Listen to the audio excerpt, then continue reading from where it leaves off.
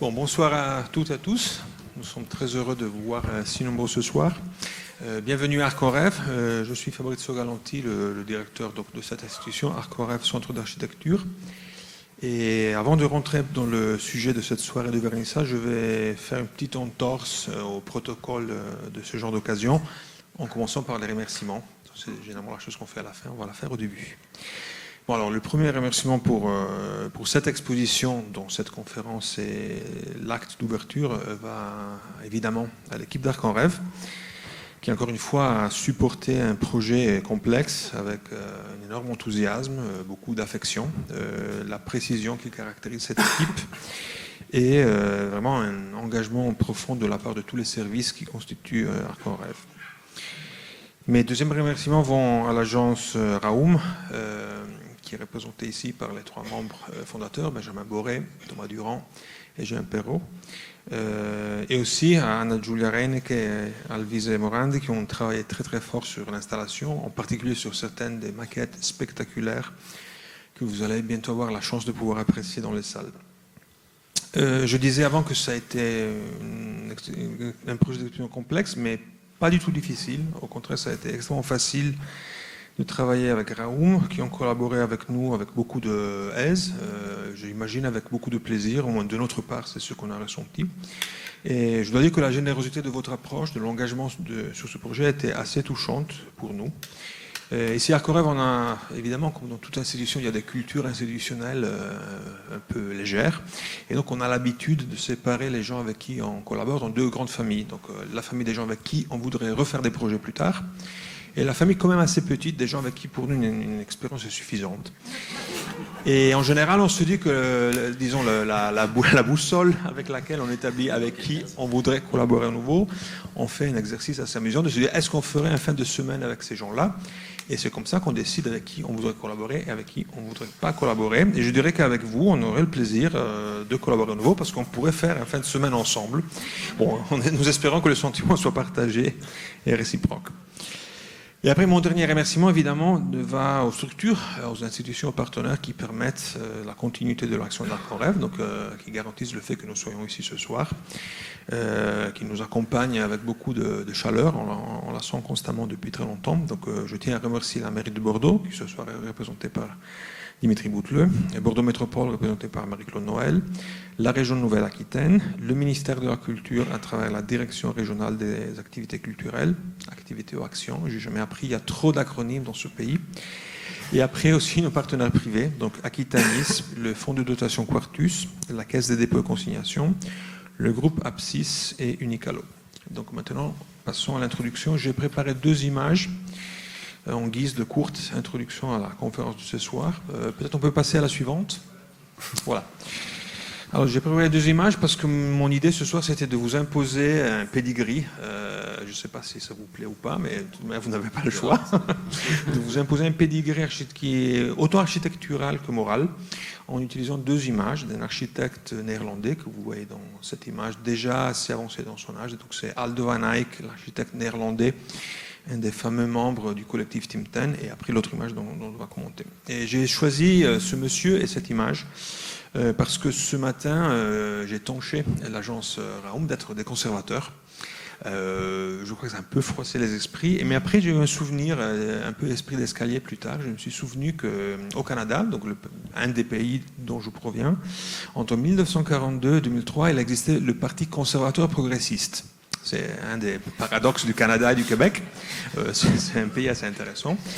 Et donc, je vais essayer de vous expliquer pourquoi je crois qu'aujourd'hui, être un peu conservateur, finalement, est assez progressiste. Et je le fais faire à travers, effectivement, des points de vue de cet architecte. Donc, Aldo van Eyck fait partie de la génération de la deuxième, sinon troisième vague de modernistes, qui ont d'un côté un désir moral de continuer dans l'idée de progrès, continuer dans l'idée d'avancement de la société à travers l'architecture, mais qui commence à questionner effectivement certains des acquis de l'architecture moderne, une certaine répétitivité, une certaine établissement de l'architecture moderne aussi au service du grand capital.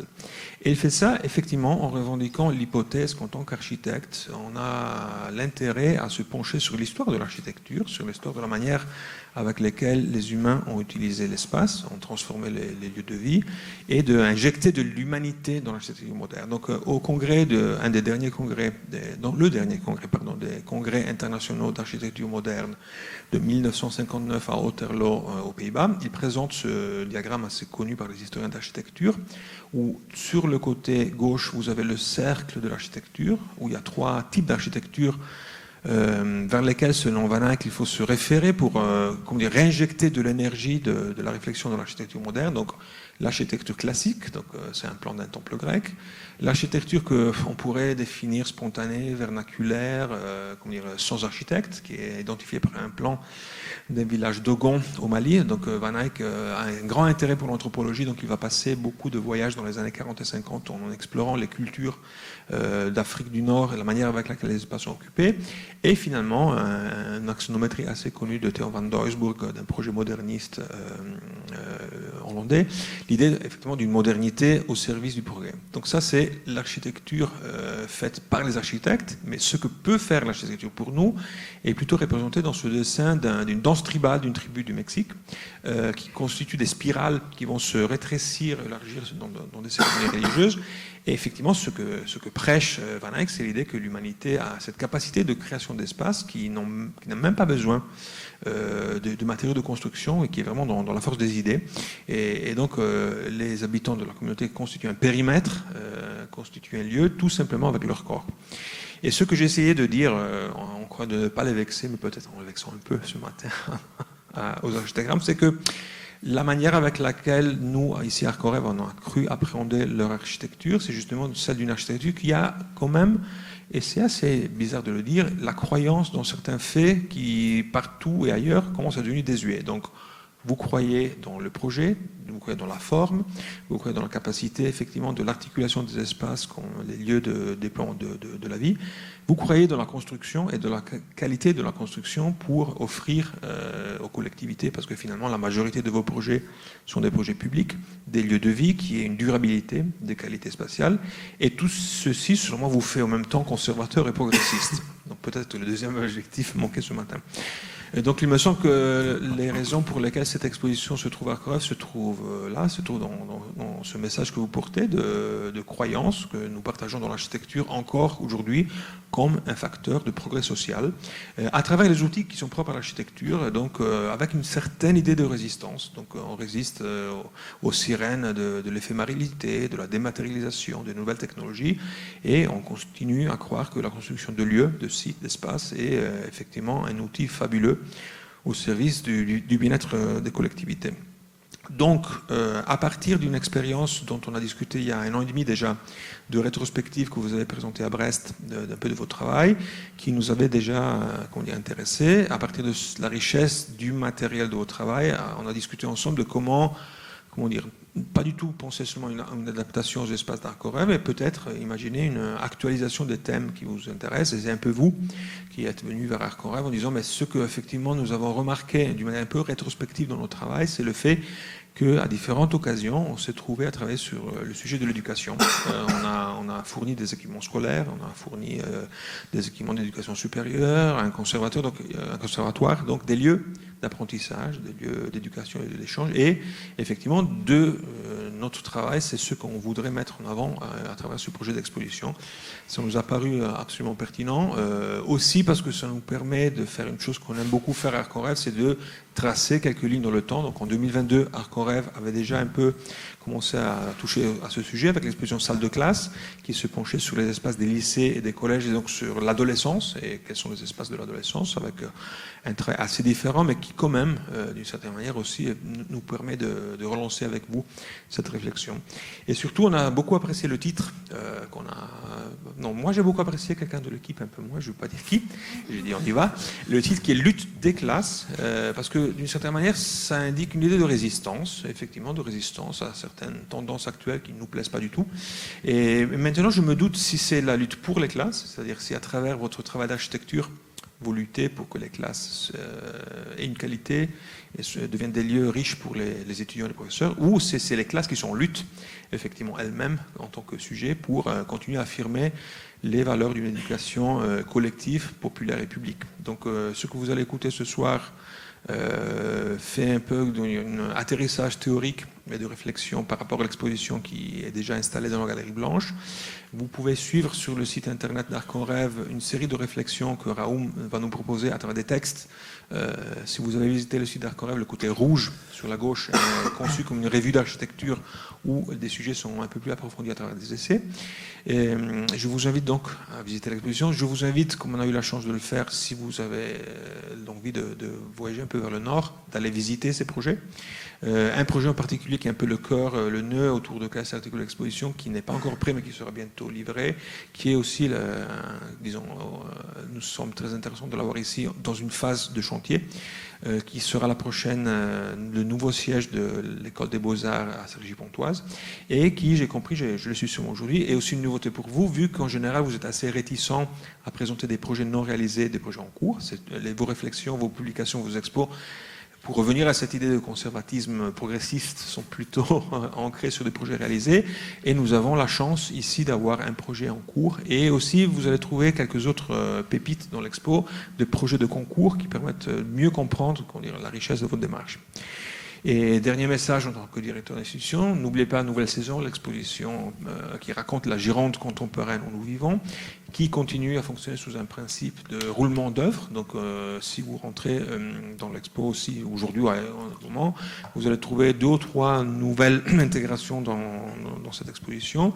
Et de la suite, à la rentrée, nous allons recommencer nos activités de rencontres publiques. La première à laquelle quelqu'un de vous a pu avoir assisté sur les nouvelles ressources sera relancée avec de nouvelles rencontres autour de ce qui se fait, ce qui se pense, ce qui se produit en Gironde. Merci beaucoup et à vous la parole.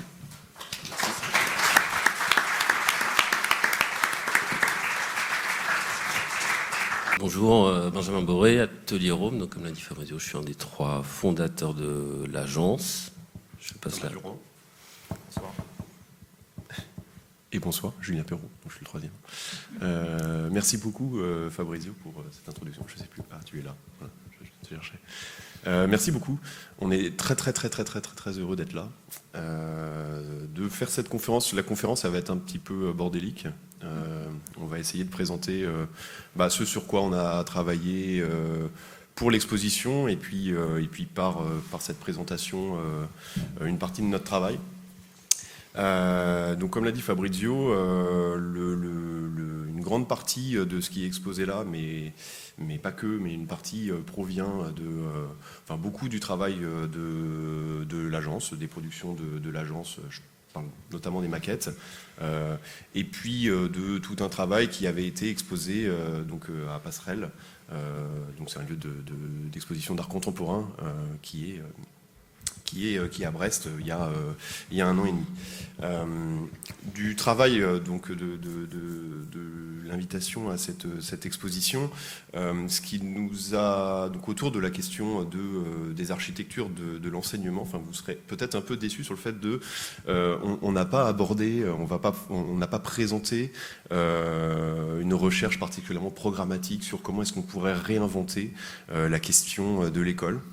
Puisque de manière un peu fondamentale dans le travail de l'agence, on s'attache probablement plus à la question des qualités spatiales, des qualités constructives, des conditions constructives de l'architecture, avec une espèce de pensée qui tourne quand même autour du fait que peut-être qu'on s'attache un peu trop en France, mais pas que, en tout cas dans l'architecture contemporaine, mais déjà dans l'architecture moderne, à la question du programme.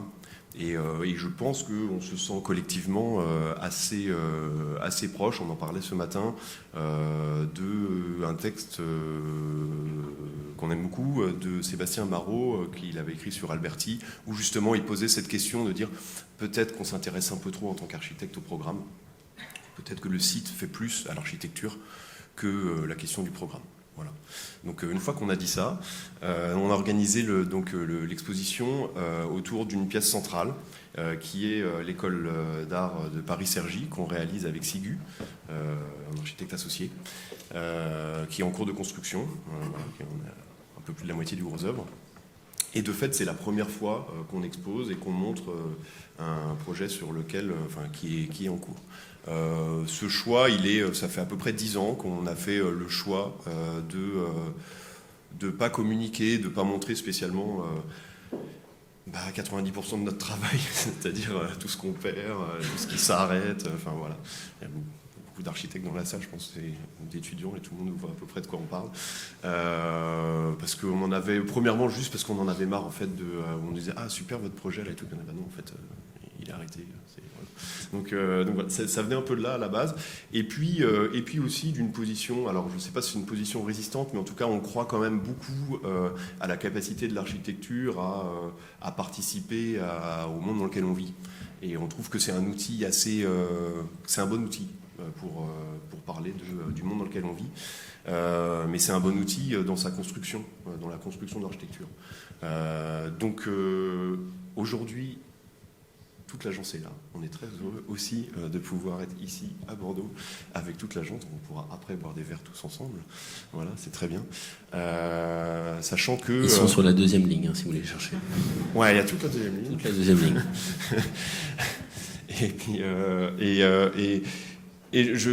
En fait, juste un peu entre parenthèses, on a un mode de fonctionnement à l'agence. On disait tout à l'heure avec certains journalistes que on est une agence qui on n'est pas architecte urbaniste. On fait que de l'architecture.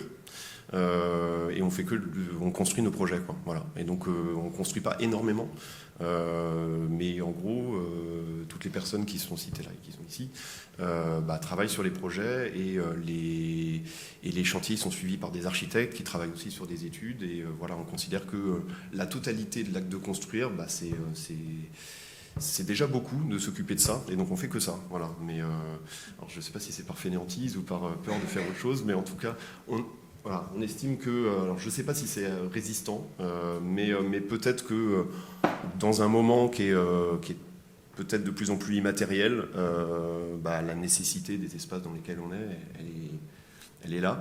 Et la question de la durabilité, du rapport au temps, de la qualité des constructions est quelque chose de super central dans notre pratique. Voilà. Donc sur la question des classes, peut-être que j'y reviendrai un peu, mais j'ai beaucoup apprécié ton introduction sur le fait que donc dans les projets qu'on a présentés, qui sont dans l'exposition, la pièce centrale, donc c'est l'école d'art de Paris-Cergy, et autour de cette pièce-là, on a fait graviter 7 autres projets qui parlent de la question de l'apprentissage et de l'enseignement. Il y a des écoles primaires, il y en a 2. D'enseignement supérieur, et on a même tiré le fil au plus loin qu'on pouvait, c'est-à-dire qu'il y a une piscine aussi, puisque les piscines municipales servent globalement pour apprendre à nager. Alors c'est aussi de l'apprentissage. On a tiré un peu le fil et puis on avait vachement envie de vous montrer cette piscine qu'on a fait, qu'on aime beaucoup. Voilà. Donc peut-être en introduction, donc je vais faire une partie introductive et puis après mes camarades feront la performance incroyable de présenter les 7 projets de manière très rapide, 5 minutes par projet, pour faire un panel de ces projets-là, qui sont présentés de manière un peu sporadique dans l'exposition. Vous verrez, c'est des fragments qui présentent des éléments de projet, mais ils ne sont pas exposés dans leur entièreté comme un rendu de concours, quoi. Voilà. Ces 2 images-là, à gauche, Graham Stevens, et à droite, petite cabane de berger qui sert autant pour les chèvres que pour les bergers d'ailleurs, dans les Cyclades, mais qu'on pourra retrouver dans les Pyrénées ou dans les Alpes. On aime bien un peu introduire nos conférences avec ces 2 images-là parce qu'on aimerait bien être entre les deux. Enfin, je dis on aimerait bien parce que c'est toujours un peu un fantasme, quoi. on essaye de se projeter dans quelque chose qu'on aimerait être, puis on n'y arrive jamais vraiment, quoi, voilà. Mais à gauche, parce que donc je pense que beaucoup d'entre vous connaissent ce projet, mais Graham Stevens, il y a un film, si vous allez sur YouTube, il y a un petit film qui montre comment est-ce qu'il arrive dans le désert avec son petit backpack et puis son petit truc comme ça de 2-3 kilos là, et puis son matelas il l'étale sur le sable du désert, et puis il met 4 fils, et puis donc avec la température qui monte, donc c'est le matin. Il fait chaud comme aujourd'hui, enfin même encore plus chaud. Et puis l'air se dilate, et puis donc le matelas il commence à se gonfler, et puis il commence à s'élever, et puis en gros il fait de l'ombre, voilà, donc il se met dessous, donc déjà c'est pas mal, avec 2 kilos il a fait de l'ombre dans le désert, qui est déjà le premier abri. Et puis à la fin de la journée, l'air il se recontracte, et puis donc ça fait de la condensation, et donc il récupère de l'eau. Donc il y a cette espèce de truc un peu magique avec juste l'intervention comme ça de 3 bouts de plastique, d'arriver à faire dans le désert de l'ombre et de l'eau. Mais bon, il l'a fait, donc maintenant on peut que être admiratif. Et puis à droite, il y a cette espèce d'intelligence un peu, mais tu en as parlé avant, de l'architecture sans architecte, mais c'est pas qu'elle soit sans architecte qui nous intéresse là, c'est le fait de faire avec la ressource, faire avec la topographie, faire avec le lieu, s'adapter au caillou qui est existant, faire avec le caillou qui est sur place. Et donc pareil, une espèce de super grande intelligence avec quelque chose qui du coup ramène énormément de fraîcheur et qui est au final hyper cohérent avec son site. Une citation de Dagonian dont on n'a pas parlé tout à l'heure, mais qui est peut-être, je pense, quelqu'un qui nous est cher. C'est un philosophe qui n'a pas été forcément extrêmement reconnu en France, mais il a eu quand même un moment où il a été plus médiatisé, je pense, dans les années 90-2000, quoi. Il est médecin à la base et donc il fait cette hypothèse qui nous plaît beaucoup, de dire que peut-être que dans l'espace contemporain et suite à la modernité, on s'est peut-être un peu trop intéressé au sujet, au ressenti, au moi, quoi. Enfin, peut-être que l'homme a un peu trop regardé en soi et pas trop, et peut-être pas assez dans ce qu'il fait, mais dans ce qu'il produit et dans ce que veut dire un objet manufacturé, ce que raconte un bâtiment. Et voilà. Et donc, ça, on y croit assez sur le fait que ce qu'on va produire, ce qu'on construit, ça a un sens, voilà, et qu'il n'y a pas besoin de le sursignifier, il n'y a pas besoin de le rendre. On parlait de folklore tout à l'heure, ni folklorique, ni de faire des liens très très forts avec une culture particulière. S'il est construit de manière assez cohérente, il est censé faire sens avec son signe. Et donc la photo à droite, c'est les marais salants de Guérande, c'est pas très loin de où on est, c'est un peu notre territoire, où on a un paysage que beaucoup pensent naturel, qui n'est pas du tout, hein, qui est complètement artificiel, et qui est là pour produire du sel, et donc où l'ensemble des bassins sont quelques millimètres les uns plus hauts que les autres pour pouvoir créer l'évaporation et puis produire du sel. Dans le premier texte donc, qu'on a publié, il y en a un deuxième qui va arriver, il y a 3 textes qui seront publiés pendant le temps de l'exposition sur la revue. On parle de cette production d'Annick Pardailly-Galabrin qui raconte un peu ça, en fait, un travail qu'elle a fait avec je ne sais plus combien de centaines de thésards au final, parce que c'est un travail sur un séminaire qui a duré assez longtemps, et où en fait ils ont fait l'inventaire très très concret des maisons et des biens, des objets après décès sur la période révolutionnaire. Et donc qui a permis en fait de dessiner complètement le Paris de l'époque et de comprendre complètement non seulement comment les gens y vivaient, mais enfin voilà, de qu'est-ce qu'ils faisaient, de leur métier, etc. Et donc ce travail-là nous intéresse très particulièrement. Voilà. En termes de travail, à l'agence, c'est pareil, c'est une espèce de fantasme, on n'y arrive jamais vraiment, mais le fait de travailler sur la question d'avoir une espèce de recherche un peu d'objectivité dans la manière de faire les choses, puisque c'est ça dont on parle. On est aussi assez friand de plein d'artistes, mais Sol Lewitt, c'est peut-être un de ceux qui est le plus explicite par rapport à ça, sur les protocoles qu'il a produits pour faire des peintures dans plein de musées, où là il s'agit de son certificat du protocole, et puis ensuite c'est les gens du musée qui produisent l'œuvre. Et donc cette idée-là aussi de comment est-ce qu'on peut travailler sur le projet en se donnant des règles très concrètes, c'est quelque chose qui nous anime très fort. Petite rétrospective au tout début de l'agence, donc il y a un peu plus de 15 ans, on avait été invité à faire une production pour la Biennale d'art contemporain de l'estuaire de Nantes-Saint-Nazaire, qui n'existe plus maintenant, qui a été remplacée par Voyage à Nantes, mais qui était à l'époque une Biennale d'art contemporain. Et donc on a été amené à travailler sur un site qui avait été marqué, enfin en tout cas nous, ce que ça nous racontait ce site, c'est qu'il avait été marqué par le drame du naufrage de l'Erika en 99. Donc, je ne sais pas s'il y a des gens qui se souviennent de ça, mais où en gros tout le territoire, l'image des marais salants que je montrais avant, enfin voilà, toutes les plages étaient complètement goudronnées. Il y avait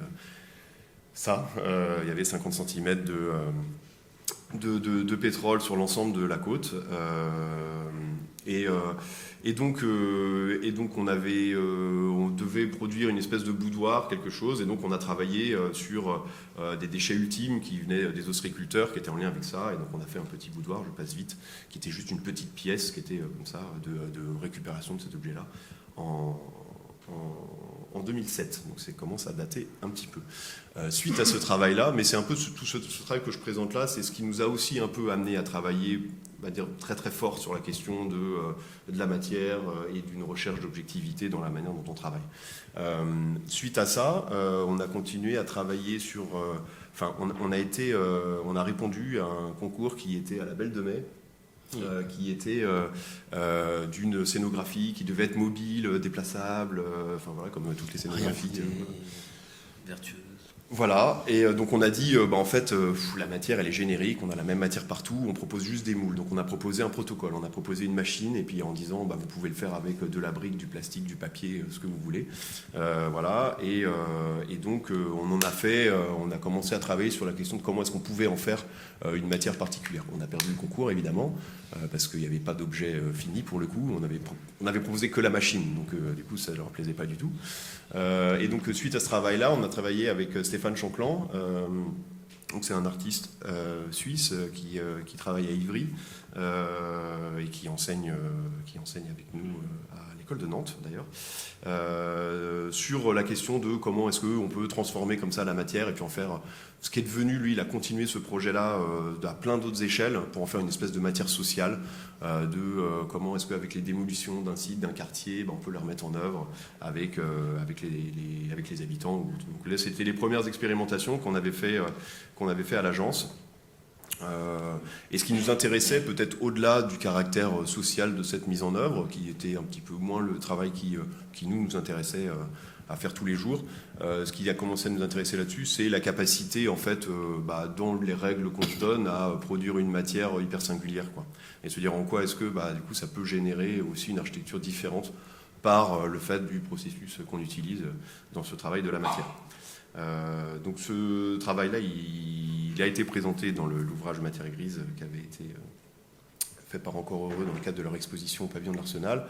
Et puis on l'a continué dans le cadre d'un workshop sur un quartier, un des plus vieux quartiers de Tokyo, où en fait on se retrouvait dans une situation qui nous semblait super cohérente avec la culture pour le coup constructive japonaise, où ce qui est classé, ce qui est de l'ordre du patrimoine, c'est pas la matière, c'est pas les murs, c'est les savoir-faire. Et donc voilà, c'était super, ça nous semblait hyper cohérent avec ce qui nous animait très fort, quoi. Voilà. Donc c'était pour l'exposition au pavillon de l'Arsenal, on avait redéveloppé comme ça des objets de construction, de comment est-ce que la ville peut se construire sur elle-même à l'échelle d'un petit quartier. Et voilà. Mais en même temps, il ne faut pas faire ça, parce qu'on se dit, si elle se refait sur elle-même sur un temps très long, ça va devenir quelque chose de très uniforme, et puis au final, ça va... Enfin, voilà. Mais en tout cas, cette idée nous intéressait. Et pour finir sur cette question, on a aussi eu, alors on en fait moins maintenant, mais une pratique où on a cherché des endroits, des moments, des conditions pour expérimenter un peu ces questions de matière. Donc là, il s'agit d'une vidéo qui est présente d'ailleurs dans l'exposition, d'une espèce de sol mou où en fait on a juste rajouté un implant, une espèce de gros waterbed sous une place. À Bourges, où on était en résidence, et où on était pour le coup hyper impressionné par le fait que, on ne savait pas que Bourges c'était un des endroits en France où il y a le plus de fabrication d'artillerie de l'armée autour, et où en fait il y a des explosions un peu tout le temps avec le sol qui bouge, etc. Et nous on était en résidence là-bas, on disait mais il faut qu'on fasse un truc là-dessus en fait, quoi. Il y a un truc, tout est en pierre, machin, on a l'impression que tout va s'écrouler tout le temps.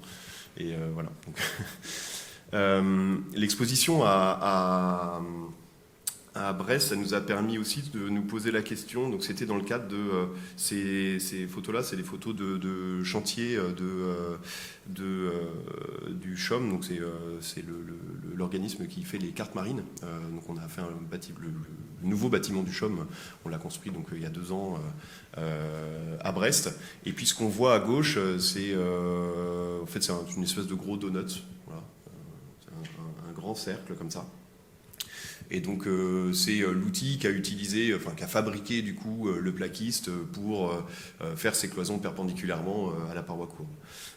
Donc c'est quelque chose que du coup on a réinitié, qu'on a réexposé dans l'exposition qui est montrée ici. Voilà, c'est exactement ça. Donc le bâtiment à gauche et l'outil à droite. Deuxièmement, et donc là ça fait l'objet d'une partie importante dans l'exposition où on a produit 30 maquettes qui expriment ça. On est assez intéressé, et c'est une constante des projets. Donc on a fait une espèce de... Il y avait un côté un peu... On était un peu chez le psy ici, où on s'est un peu posé la question de dire ok, quelles sont les récurrences, enfin voilà, on a essayé un peu de classer les thématiques.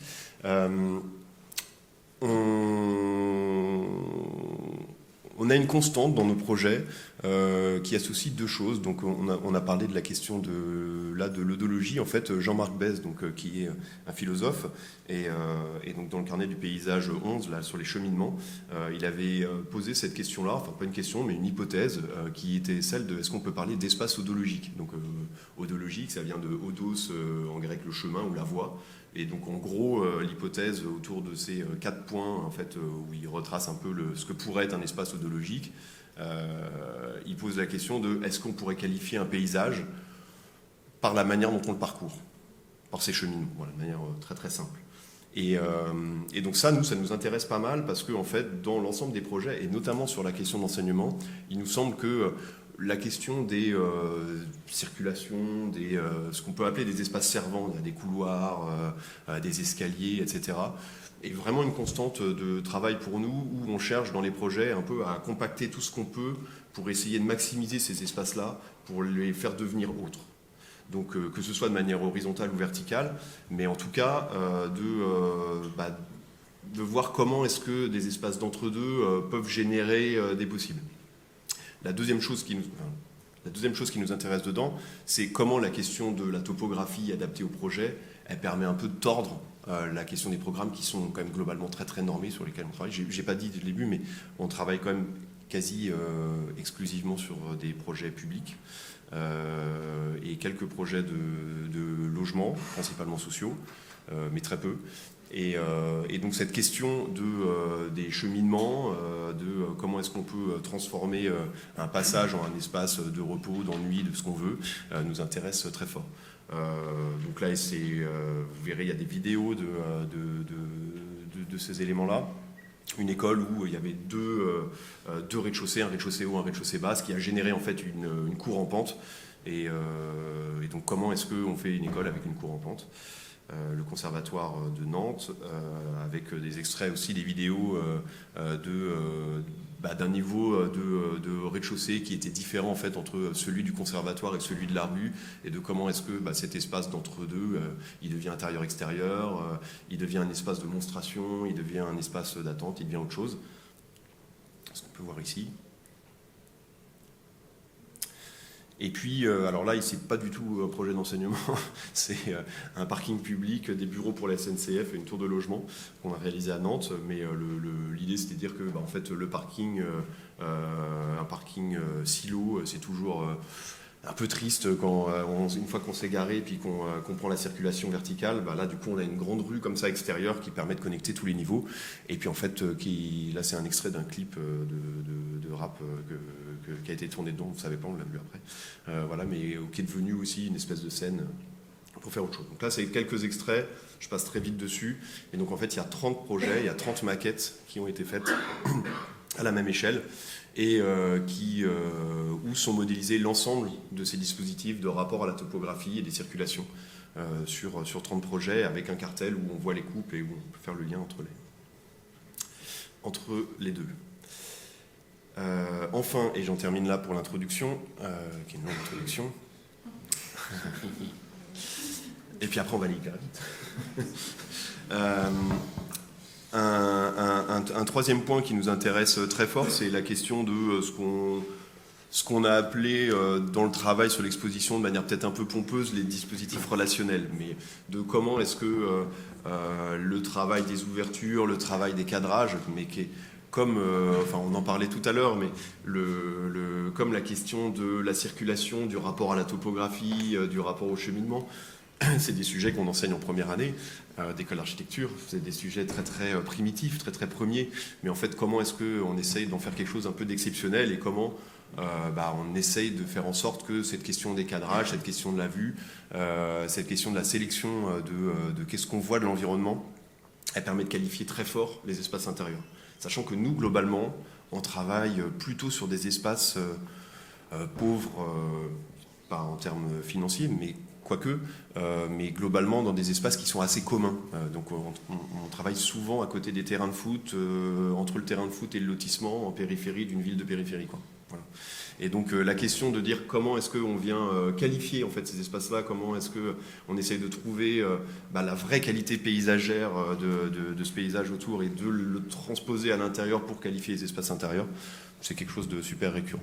Donc il y a une sélection un ensemble de photographies sur justement l'ensemble de ces dispositifs-là qui permettent de qualifier les intérieurs. Et peut-être celle-là, elle est peut-être un peu particulière sur le fait que, on le voit aussi dans l'exposition et notamment dans les films, il y a 6 films sur comment les espaces sont habités. On aime bien aussi travailler sur cette question-là, mais transposée à l'intérieur du bâtiment, c'est-à-dire les interrelations entre les différentes fonctions et de comment dans un conservatoire de danse et de musique, on arrive à vitrer des espaces de danse sur des espaces de musique pour que les danseurs ils aillent dans un studio de musique pour se voir du dessus, etc. Et voilà.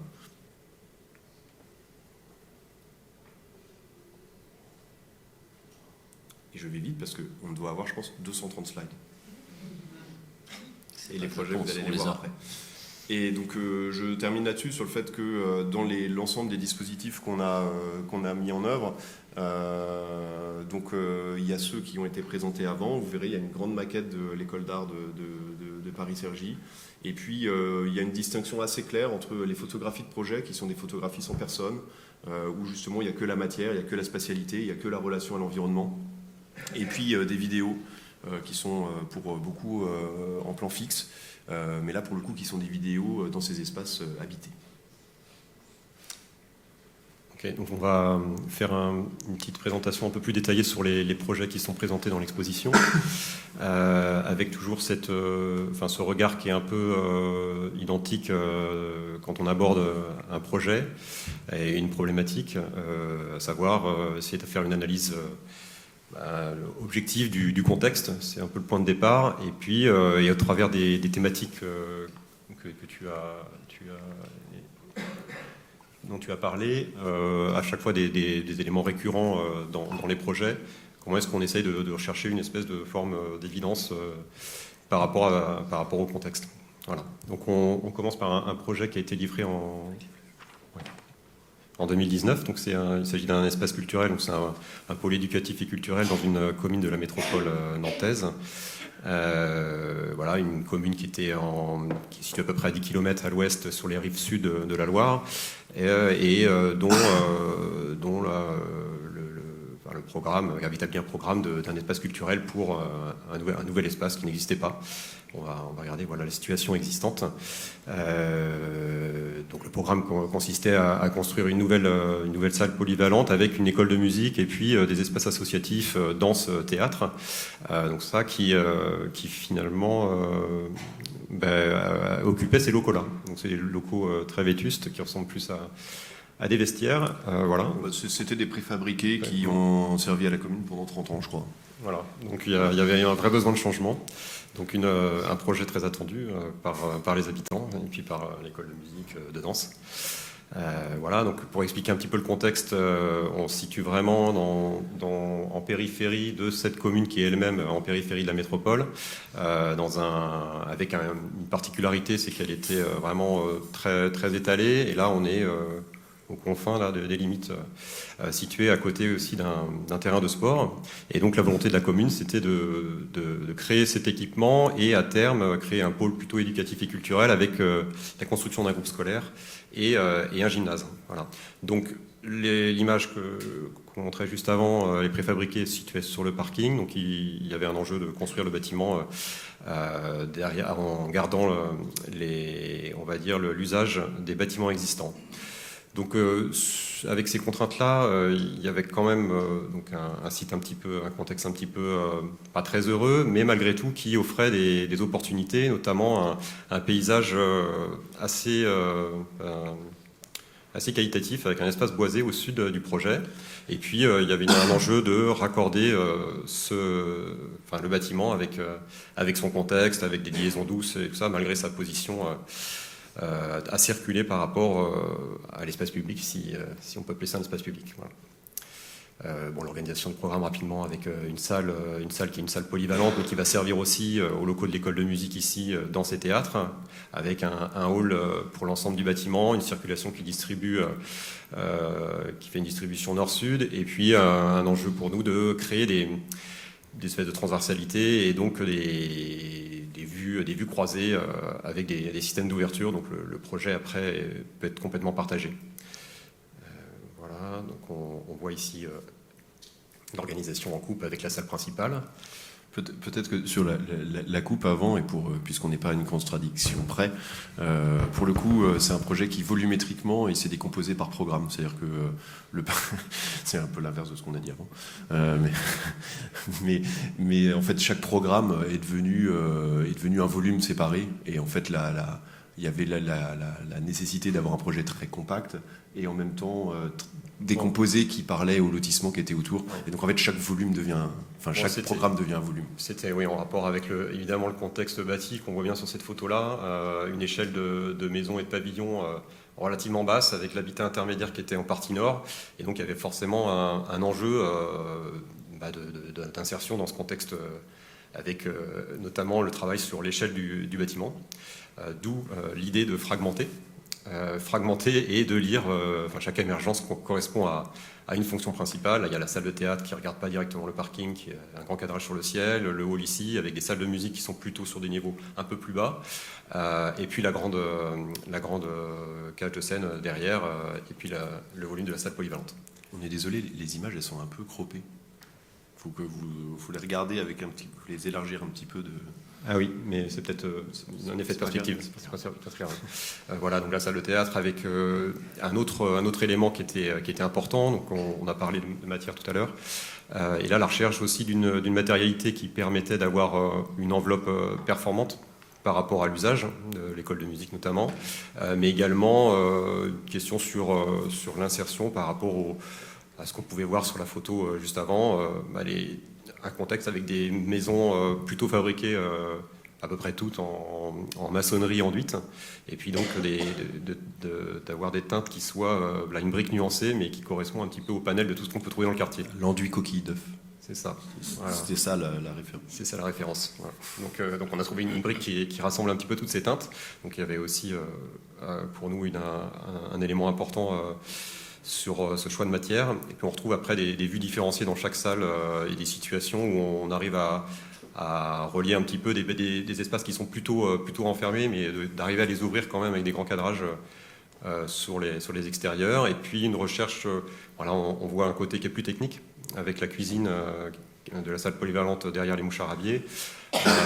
Et puis une volonté un petit peu d'abstraction des volumes qui était en rapport à l'échelle qu'on peut trouver de la fenêtre sur les pavillons notamment. Et voilà un peu comme on a traité la volumétrie du bâtiment. Alors ce qu'on voit ici, c'est la relation que le projet entretient entre la partie sud boisée et puis la partie nord sur le parking, avec les vues, différentes séquences avec des cadrages successifs qui permettent de relier tous les entités du programme les unes avec les autres. Donc là, c'est l'ouverture de la salle principale. Voilà. Et on a été un petit peu dans une recherche un peu totale de la matière ici pour requalifier un peu cette salle-là avec le retournement de la brique qui permet aussi de traiter l'acoustique à l'intérieur. Et puis une grande ouverture sur le paysage. Voilà.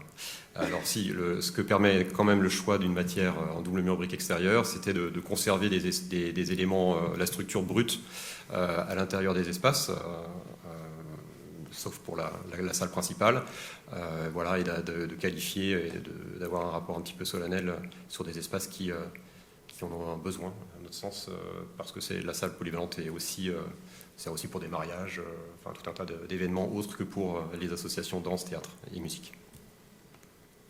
Voilà, donc on est dans un registre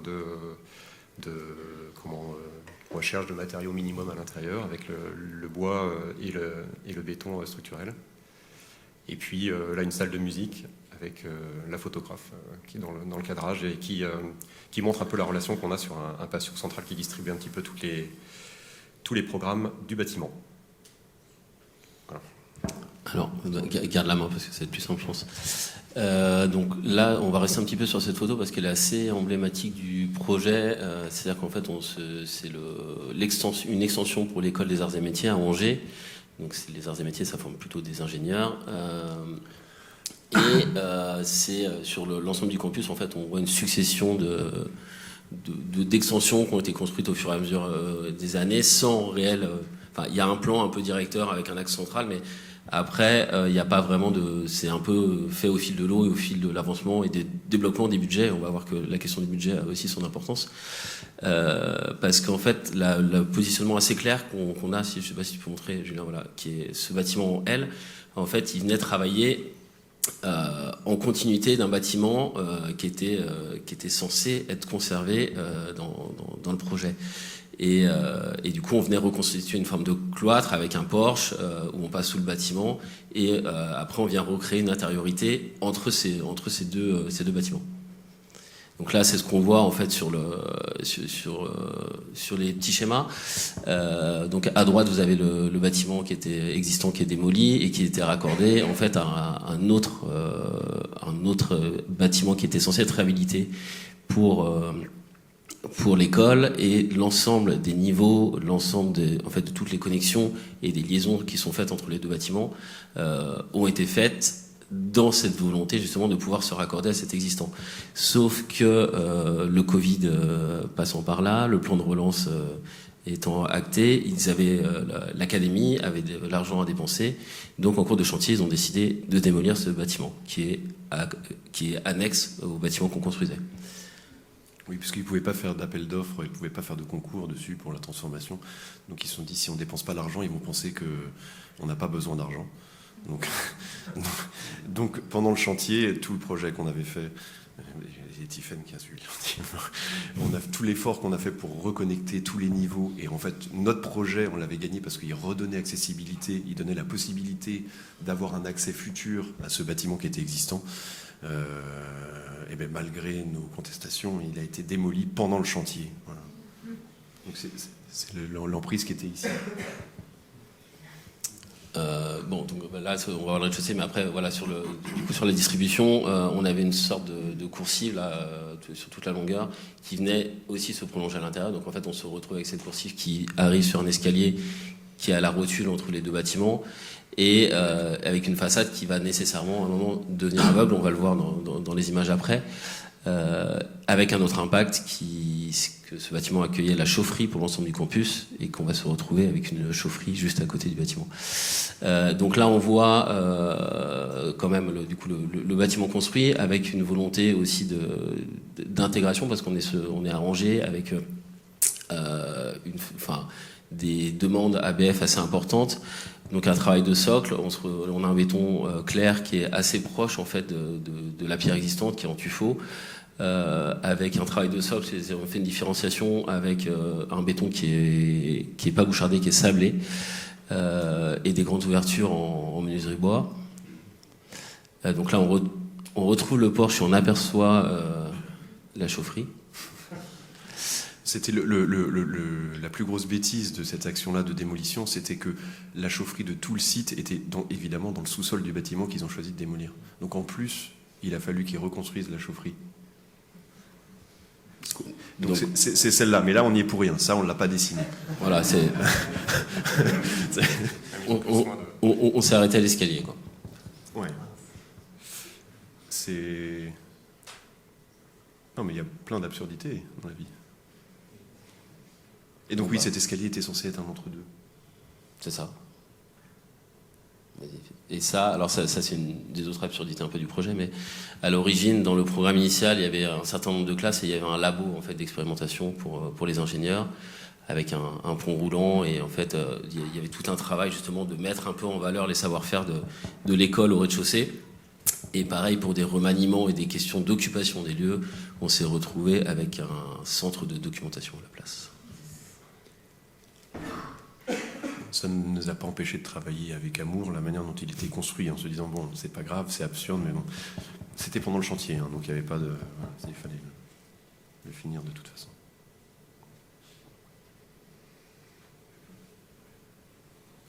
Alors, oui, le projet qui a été présenté aussi en introduction. Projet de piscine qui est un lieu avant tout un lieu d'apprentissage. Là, on se situe dans la commune de Saint-Main-le-Grand, qui est une commune d'Ille-et-Vilaine, avec une situation d'un projet qui est connecté vraiment au centre-bourg. Alors, ce qu'on aperçoit ici, c'est la rue principale du centre-ville, et la volonté pour la commune de conserver un équipement qui préexistait, donc c'est-à-dire cet élément-là qui était une piscine existante, mais un petit bassin à côté d'un petit espace polyvalent. Et dans le site également, il y avait la présence d'une abbatiale du XIe siècle, donc une des plus anciennes de Bretagne, qui était vraiment à proximité. Voilà. Donc le programme, c'était de réhabiliter le bâtiment existant et de l'étendre avec un grand bassin d'apprentissage sur cette partie-là. Donc là, c'est une photo qui est en début de travaux de démolition avec le petit espace polyvalent derrière. Et ce qu'on voit, en fait, la partie existante s'apparentait vraiment à une espèce de grande maison qui avait subi quelques petites transformations. C'était un projet pas si ancien, qui datait des années 90, mais qui était déjà très vétuste, et donc il y avait une vraie nécessité. Donc là, c'est l'élément qui est vraiment un peu spécifique sur ce projet, c'est que vraiment la volonté, c'est le point de départ, c'est la volonté de conserver et plutôt de faire avec ce qui existait, et pas refaire un projet neuf en périphérie de ville comme il se fait assez souvent. Voilà, donc c'était un maire éclairé. Oui. Avec un bâtiment qui n'était pas beaucoup, parce que ça, c'était les ouvertures du bassin. Le bâtiment était moins éclairé que le maire. Très sombre, voilà. Donc là, c'est la situation pendant les travaux de démolition, avec un enjeu pour nous de conserver le maximum, même si il y avait un enjeu de réhabilitation de l'ensemble des sols. On va le voir après dans le projet, mais voilà, on procédait par soustraction sur les plafonds, et puis on a conservé toute la structure, tout ce qui pouvait être conservé. On a juste après changé un peu l'orientation et les cadrages et les liaisons avec le nouveau bâtiment. Donc voilà, un premier volume qui était nécessaire pour le personnel, un deuxième là qui était la liaison avec un espace. Il manque une étape, mais avec un espace de pataugeoire, puis un grand bassin qui s'oriente vers l'abbatiale. C'est une photo pour revenir sur le contexte du centre-bourg de Saint-Main, avec un enjeu aussi qui était de comment est-ce qu'on construit un projet de facture contemporaine, on va dire, dans un site comme ça. Et à droite, c'est au moment du concours, là, il y avait l'exposition de Gates au Palais de Tokyo, et qui, en référence au travail de son père qui était couvreur, avait fait cette œuvre-là, d'un grand monolithe en ardoise. Voilà. Donc le projet se traduit par là, c'est le projet fini avec le nouveau volume ici, le volume existant, et puis après l'extension. Donc Et tout est très... oui, avec un enjeu aussi d'habiller l'ensemble par une peau qui va unifier un petit peu et redonner l'identité publique de l'équipement.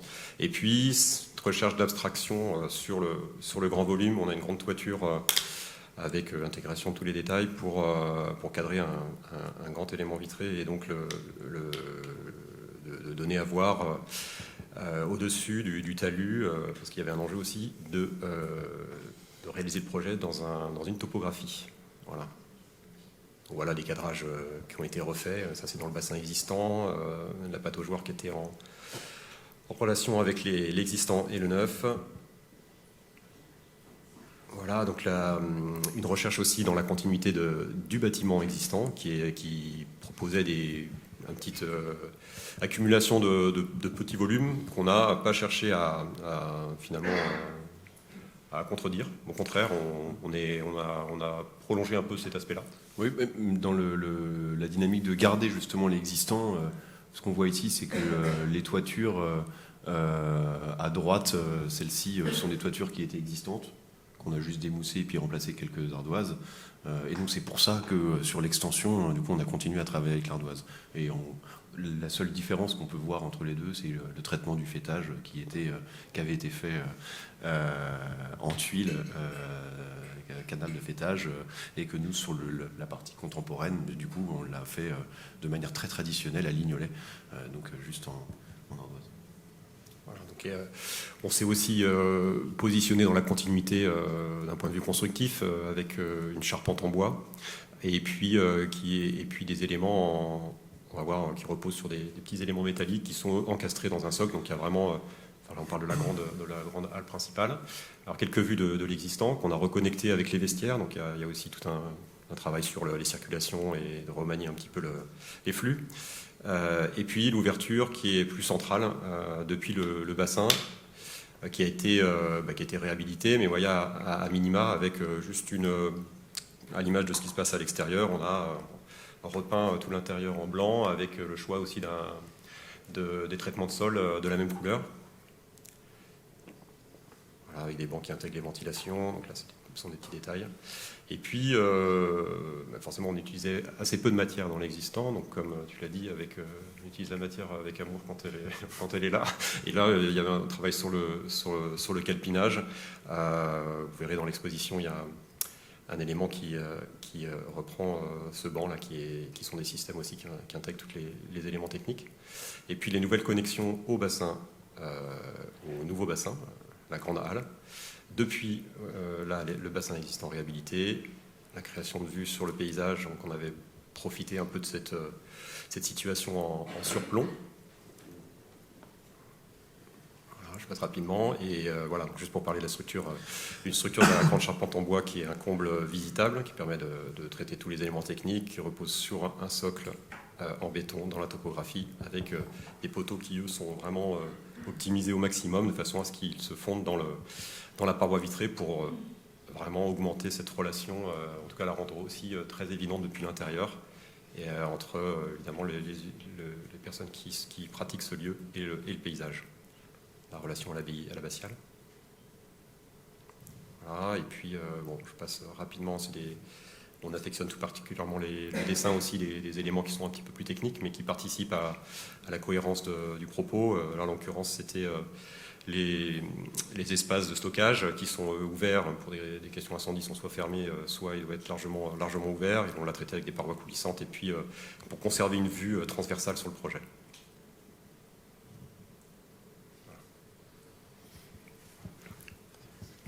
Donc là, le projet qu'on va regarder, c'est l'école Alice Guy. Donc c'est la Ouais, il faut qu'on aille un peu plus vite, je pense. C'est la première école primaire élémentaire qu'on a livrée à l'agence en 2022. Petit rappel du contexte global, elle se situe dans une ancienne caserne militaire. Tu peux aller sur celle d'après, je pense. Ouais. C'est un des premiers, voire le premier équipement public de la zone. Et donc, on a coutume de dire un peu que dans ce projet-là, le gros enjeu au moment du concours, c'était de réussir à faire rentrer tout le programme dans une parcelle qui était trop petite, avec des contraintes qui sont de différents ordres, qui sont à la fois de se conformer à la trame initiale, originelle de la caserne, et la trame qui est mise en place par les nouveaux urbanistes. Et également un dénivelé assez important entre le côté est et le côté ouest de plus d'1,60 m. Donc une fois qu'on a dit tout ça, on est évidemment, comme souvent, on doit avoir des cours de plein pied, on doit pouvoir gérer les accès assez facilement, et notamment par la maternelle en rentrant par la cour. Et donc tout le travail qui a été fait, ça a été de pouvoir en fait insérer les deux cours et de travailler ce qu'on appelle un peu de manière détournée, mais un rez-de-chaussée haut et un rez-de-chaussée bas, pour pas dire que l'école est en étage et que la cour est en pente. Ce qu'on voit, ce qu'on voit sur cette image-là aussi, un autre enjeu sur le projet, c'est que étant un nouvel équipement dans un quartier nouveau, il y a aussi cette grande salle polyvalente qui sert à la fois pour, qu'on voit sur la gauche là, qui sert à la fois pour l'école, mais qui sert aussi pour un accès pour l'ensemble des associations qui vont être présentes ou qui peuvent en avoir l'usage. Et donc ça nécessitait aussi un autre niveau d'entrée qui, avec une certaine indépendance en fait de cette partie-là de l'équipement.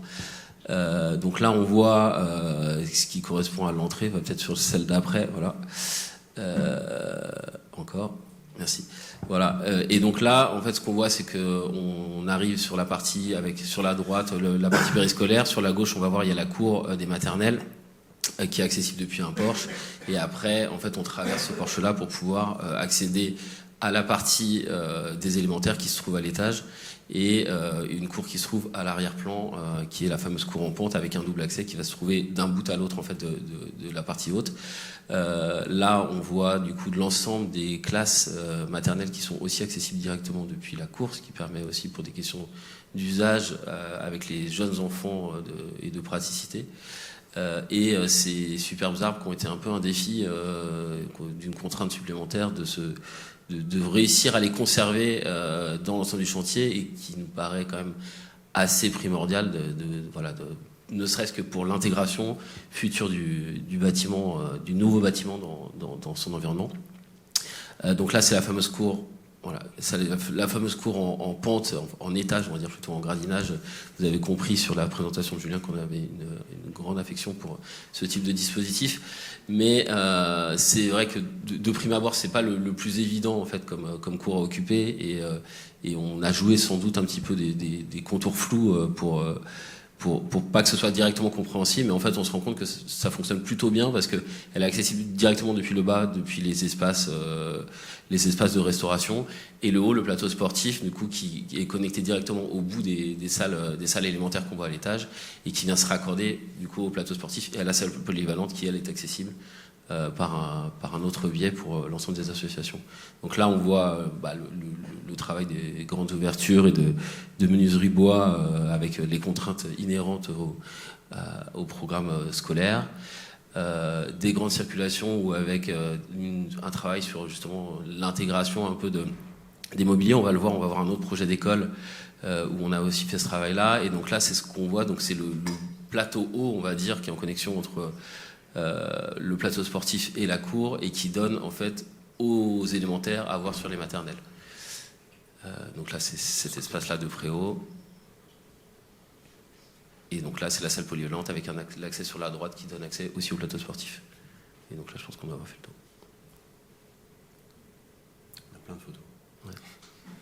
Beaucoup trop. La plupart des photos ont été faites par Charles Bouchaïb qui est ici. Et si elles sont déformées, il ne doit pas être content. Oui, vas-y, fais l'introduction. Alors oui, un projet d'espace culturel qui est présenté aussi dans l'exposition, un pôle qui est assez similaire à celui de Saint-Jean-de-Boiseau, un peu éducatif avec aussi l'école de musique, et là un théâtre fixe qui se situe à Cordemais, dans une commune dans laquelle se situe aussi une proximité d'une centrale à charbon, qui est un élément un peu majeur, la dernière de France, qui est un élément majeur du paysage de Cordemais, un programme qui se compose, donc je l'avais dit là, d'une grande salle pour le théâtre, des espaces pour l'école de musique, des bureaux, des salles de danse. Donc voilà, un équipement qui mêle un petit peu tout ça. Poterie. Et poterie aussi ici, qu'on a développé autour d'une grande rue intérieure, qui permet aussi de reconnecter le projet dans un site qui était un peu distendu, là, avec des équipements assez importants. Il y a une piscine au sud, il y a une bibliothèque au nord, et donc on a cherché plutôt à se rattacher à ce qu'on voyait depuis la parcelle à la centrale. Si on le voit, alors on l'aperçoit un petit peu dans au fond à l'arrière-plan, quand on est dans la grande rue intérieure qui dessert tout le bâtiment. En vrai, la rue intérieure, elle est plus large. Toutes les images sont groupées comme ça.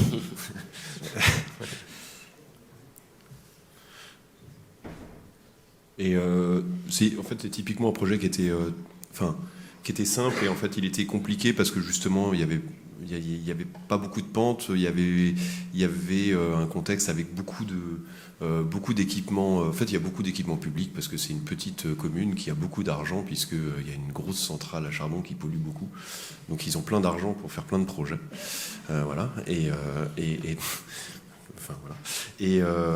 Et donc en fait il avait un peu fallu qu'on se raconte une histoire, et donc on s'est raconté justement l'histoire autour de comment desservir l'ensemble de ces espaces, comment est-ce que il y a plein de petites associations, des écoles et tout qui gravitent dedans. Il y avait, comme dans tous les programmes, il y avait une entrée de 15 ou 20 mètres carrés où on fait rien dedans, et donc la question ça a été de dire voilà, comment est-ce qu'on fait graviter tout ça autour d'une rue centrale où en gros on faisait un hall qui compris circulation qui on faisait plutôt 300 mètres carrés, quoi, mais dans une surface globale qui était identique puisque du coup on n'a pas d'eau de circulation.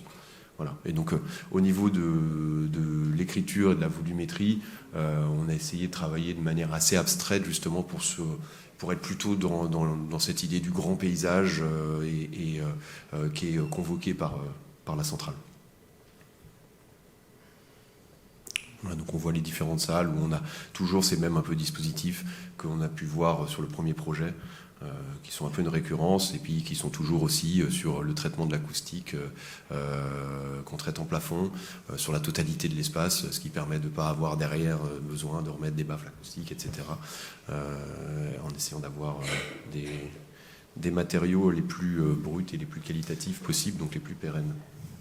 Alors pour poursuivre sur les écoles, donc là c'est une école qu'on vient tout juste de livrer, elle a connu sa première rentrée en septembre 2024.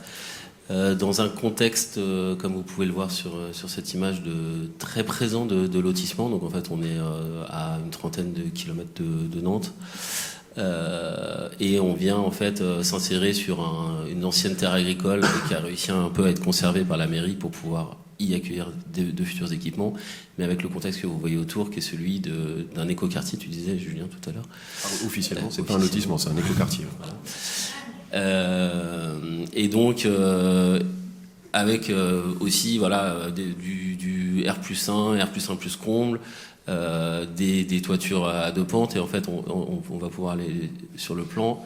Je ne sais pas si vous voyez grand chose, mais c'est un plan assez classique finalement d'école, et en fait on a plutôt essayé de travailler sur la compacité pour mettre l'effort ailleurs.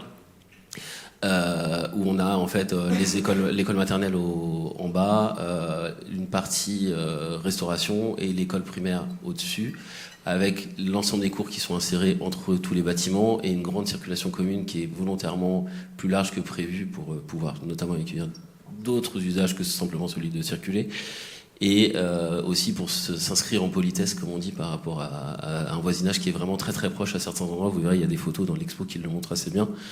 Mais on va plutôt s'attarder sur cette photo-là, et pour aller assez rapidement, sont forcément très détaillés. Vous verrez, il y a un film. En fait, on a travaillé en fait avec le plus petit dénominateur commun de notre voisinage, c'est-à-dire la brique monomure. Donc en fait, on a l'ensemble des circulations, enfin de tous les murs de refond, qui sont constitués en briques monomure. Exactement comme sont construits à peu près les lotissements qui nous entourent. Et on a pris le parti de les conserver bruts, ce qui n'est pas forcément une évidence, mais qui est quelque chose auquel on s'attache et qu'on aime bien aussi à l'agence, d'avoir des matériaux pour ce qu'ils sont. Et sauf que, pour la petite histoire, et pour que vous puissiez comprendre, un des fragments qui est dans l'exposition, il se trouve que pour des questions notamment d'approvisionnement liées à la guerre en Ukraine, les briques qui étaient disponibles n'étaient pas disponibles dans les temps. Et donc en fait, on s'est retrouvé avec des briques qui sont des briques de chaînage qui comportent des poignées. Et donc en fait, ce que vous voyez qui est rempli par du béton, sur toutes les briques, on avait un trou. Et en fait, ce trou-là posait pas mal de questions, tant esthétiques mais même simplement pratiques, pour pas que les enfants cachent n'importe quoi dedans, enfin, et de comment on pouvait finir ça. Donc en fait, on a réfléchi à l'atelier et aussi en concertation avec l'entreprise de Gros Œuvres, de comment on pouvait trouver une solution pour les combler et sans que ça leur prenne non plus un temps incroyable sur le chantier. Et donc il y a ce petit outil qui a été fabriqué par Anna pour qu'ils ont pu amener après sur le chantier. Et donc en fait on voit qu'en fait cette question se posait à tous les angles. Et vous en verrez un extrait un peu extrapolé dans l'exposition. Donc là c'est l'ensemble des circulations et vas-y avance. Je pense. Et donc ce qu'on voit aussi là-dessus, c'est que donc on a une forme relativement simple, qui n'est pas sans rappeler les hangars agricoles qui devaient sans doute être présents dans la zone à l'époque. Mais en fait, cette compacité, ce travail formel nous a aussi permis d'avoir des grandes ouvertures sur l'ensemble du projet et d'essayer de concentrer l'effort là-dessus sur des questions d'espaces qui sont traversants, que l'ensemble des classes se voient les unes sur les autres, et la même chose sur les circulations communes. Et ce qu'on voyait là sur la salle de classe, c'est pareil, c'est qu'en fait on se rend compte avec l'image que montrait tout à l'heure Julien, c'est que la question finalement du mur brut est plus vraiment une question une fois qu'il est occupé par les élèves.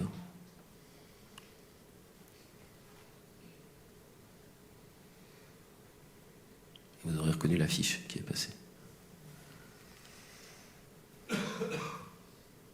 Il y en a beaucoup.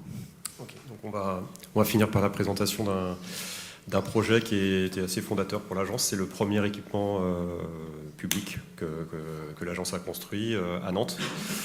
Donc il s'agissait de la construction d'un bâtiment partagé pour le conservatoire et pour un établissement qui s'appelle le Pôle d'enseignement supérieur spectacle vivant.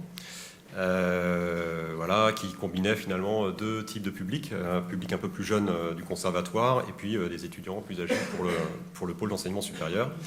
Donc un projet qui se situait en extension du conservatoire existant. Ici, la situation du conservatoire qui avait été construit en 1979 par Pierre Doucet, avec un grand auditorium faïencé, avec une faïence revêtue d'une faïence sombre, et puis une tour d'enseignement qui comportait des éléments qu'on aimait bien, là, des architectures des années 70, des vitrages fumés là, qui cachaient l'activité le jour, mais qui révélaient l'activité des cours de musique dès que la nuit tombait.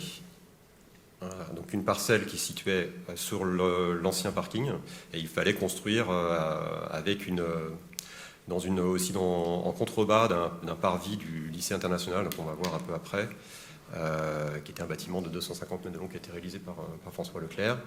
Ici, un élément qui a été aussi la fondateur dans la démarche au début du concours, lors de la visite. Il s'agit du hall principal du conservatoire existant qui a énormément de qualité, qui met en lien il y a différents niveaux et différents escaliers, tous les éléments du programme, qui est très ouvert et qui constitue un espace, vraiment un espace en plus dans lequel a lieu différents événements.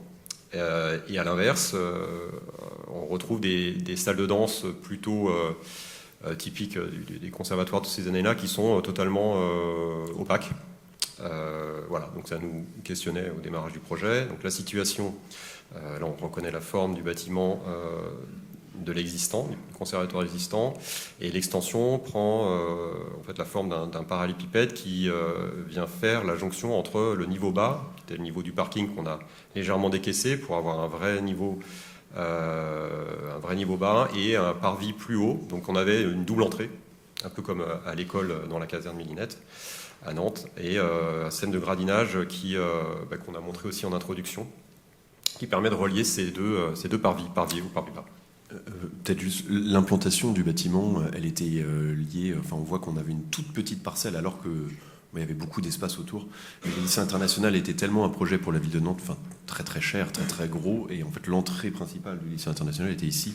Donc en fait le concours, on avait un alignement, on ne devait pas dépasser. Voilà. On ne devait pas dépasser du conservatoire existant. Le bâtiment devait être caché. Voilà. Et dans la même continuité, alors là pour le coup, il n'avait même pas du tout d'accueil, pas d'entrée. C'était une entrée de 15 mètres carrés. Il y avait 15 mètres carrés puisque c'était censé être l'extension, donc voilà. Alors qu'il avait sa vie propre Voilà, donc il semblait totalement insuffisant quand on regarde l'échelle du contexte et les bâtiments, notamment le bâtiment du lycée de 250 mètres de long. Voilà, donc un plan rapide pour dire qu'on a par rapport à une proposition programmatique initiale d'avoir des éléments qui sont plutôt séparés, à savoir des niveaux un programme par niveau, niveau danse, niveau musique. On a cherché à croiser un peu les programmes de façon à créer des liens entre tous les publics. Donc on voit ici, c'est une répartition en 3 parties avec des studios de danse qui se superposent. Il y avait 6 studios demandés au programme. 3 pour chaque entité, et au niveau bas, donc l'accès des studios où on trouve les vestiaires, et on a inséré en mezzanine des salles de musique, des programmes de musique qui permettent d'avoir des jeux de co-visibilité entre tous ces éléments-là. Ça, c'est le projet fini avec le lycée international en bardage noir en arrière-plan. Et l'idée justement par rapport à la question de l'opacité aussi des salles de danse, il y avait un vrai sujet là-dessus sur le fait de les salles existantes, dans la plupart des conservatoires elles sont opaques. Il y avait même un refus, nous quand on l'a présenté, on a gagné le concours, et suite la première réunion qu'on a fait avec les utilisateurs, ils nous ont dit bon, c'est super vos grands vitrages là, mais par contre il va falloir mettre un film, il va falloir mettre un truc parce qu'on peut pas voir les danseurs. Et donc on leur a montré le fait que les étudiants ils passent leur temps à mettre des trucs c'était pas Instagram à l'époque, encore trop, mais en tout cas sur internet, en disant mais il n'y a pas de problème avec ça Et donc et c'était hyper important que ce soit visible depuis la rue, et puis que de l'intérieur on retrouve la ligne d'horizon, etc. Donc en fait chaque salle de danse, elle a pas une fenêtre, elle a une façade complète qui est un cadrage sur le contexte qui est environnant. Donc voilà, alors en plus du programme en fait qui avait, on a parlé d'une entrée qui faisait 15 mètres carrés, voilà, il nous semblait vraiment nécessaire d'avoir un élément qui soit à l'échelle des équipements autour et vraiment à l'échelle de la ville. Donc on a proposé un espace en plus qui est un espace non chauffé là qu'on a appelé le 7e studio, qui relie les 2 niveaux et qui permet d'organiser tous les flux à partir d'un espace qui est protégé, abrité à l'échelle du site. Voilà, donc c'est un espace qu'on peut ouvrir entièrement, pour lequel on a donné les attributs d'un vrai espace de représentation avec un parquet, même si c'est un espace non chauffé, donc il a son parquet et son miroir. Donc là, c'est des vitrages sans teint derrière lesquels on retrouve des activités un peu à l'image de ce qui se passait dans la tour d'enseignement. Voilà, donc on retrouve les attributs d'un studio de danse. On a même pu l'équiper, parce que ça ce sont des éléments qui n'étaient pas prévus au programme, mais on a pu l'équiper d'éléments scéniques avec des trappes, des grilles. En fait, ce qu'on voyait en coupe, c'est que le travail de compacité qu'on a fait, qui nous allait très bien sur le fait de dire on n'a pas superposé musique et danse, mais du coup on a tout mélangé là, pour que les gens ils se croisent et qu'ils se voient entre eux. Ça nous a permis de faire quelque chose en termes de circulation qui était ultra efficace, mais qui était très très très compact. Et donc en fait, de la même façon que ce qu'on racontait tout à l'heure, dans la même surface, en gros on a dit on vous fait le 7e studio quoi. Voilà, ça permettait en fait de proposer ça, mais c'est la compacité qui a vraiment permis vraiment c'est aussi pour ça qu'il a été un peu fondateur pour nous, parce que je pense que c'est là où on l'a poussé fort. Exactement. Et donc voilà, les studios, eux, retrouvent des vues à chaque fois différentes en fonction de leur positionnement dans le bâtiment. Et dès qu'il y a des dilatations entre les bâtiments, là, on recherche un point de fuite pour les danseurs. Le studio du haut, lui, retrouve la vue sur la ville au-dessus du toit du lycée. Voilà, donc des grands cadrages. On a pris le parti d'ouvrir à chaque fois une façade de chaque studio sur l'extérieur. Et vu qu'on ne pouvait pas gérer du coup l'orientation, puisque en termes d'ensoleillement et thermiquement, du coup, ça fonctionnait potentiellement pas. Et c'est pour ça qu'en fait ils sont en retrait. Donc les boîtes sont creusées, on a un retrait de quasiment 2 mètres qui permet de dire bon, dans tous les cas, on gère quand même une espèce de protection passive. Avec donc l'utilisation aussi d'une matière qu'on a laissée volontairement brute à l'intérieur. Donc on organise toute la technique en plafond et on libère après toutes les parois et on gère l'ambiance acoustique avec la variabilité avec de simples rideaux lourds. Voilà. On a des vues qui sont des vues biaises juste pour le studio qui est situé au sud à côté de la tour d'enseignement existante. Voilà, on retrouve à chaque fois une vue sur le paysage même si on est à proximité du bâtiment existant. Voilà. Alors là, ça c'est une vue depuis le niveau de danse, depuis le niveau de musique par exemple.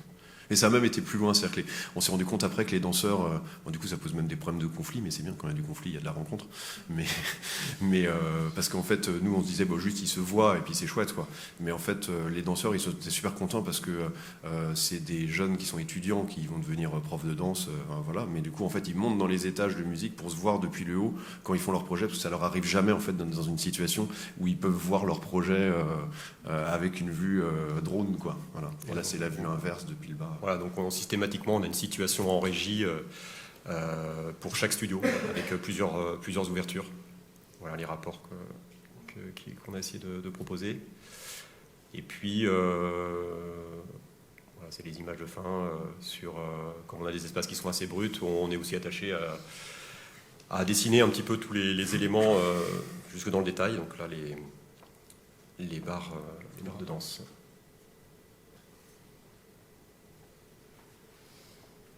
Voilà, on a fini. Si.